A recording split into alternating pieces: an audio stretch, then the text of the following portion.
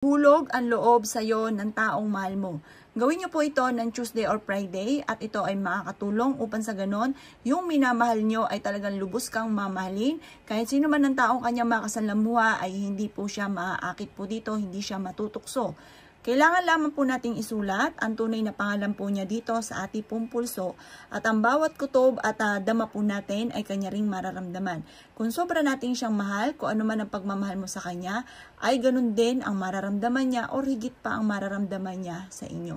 Isulat nyo ang kanyang tunay na pangalan at ipilido dito sa pulso po ninyo mga bossing. At positive ka lamang, sabihin nyo po kung ano man ang inyo pong hangarin sa inyong dalawa. Sabihin nyo po, itong aking karelasyon na ito ay ako'y pagkakamamahalin.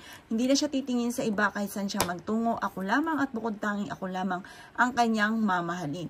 Isusulat nyo ang kanyang tunay na pangalan at ipilido po dito sa inyo pong pulso. Gawin nyo po ito ng mga bandang alas 7 ng umaga. Kung hindi Tuesday or Friday, gagawin nyo po siya. At lagi kang positive, uugaliin nyo po ang salita ng mga magaganda. At makakatulong po ito upang sa ganon ang inyo pong karelasyon ay mahalin ka po niya at wala nang iba siyang mamahalin kundi ikaw lang at bukod tanging ikaw lamang. Kahit nasaan man po siya, kahit nasa malayo po siya, ikaw lamang iisipin po niya at pagka mamahalin po niya. Mainam po na gawin niyo po ito ng pasikreto na walang kahit sino man na nakakailam upang sa ganon ay walang kumontra ng inyo pong mga ginagawa. Kasi once na may nakakaalam, tapos hindi siya naniniwala, kukontrahin niya po yan kaagad or kaya iniisip po niya, baka magkatotoo po ito, kukontrahin po kaagad. Kaya mas mainam po mga bossing ko, pasikreto niyo na lang itong gawin na walang kahit si man ang nakakaalam. Good luck po sa inyo po lahat.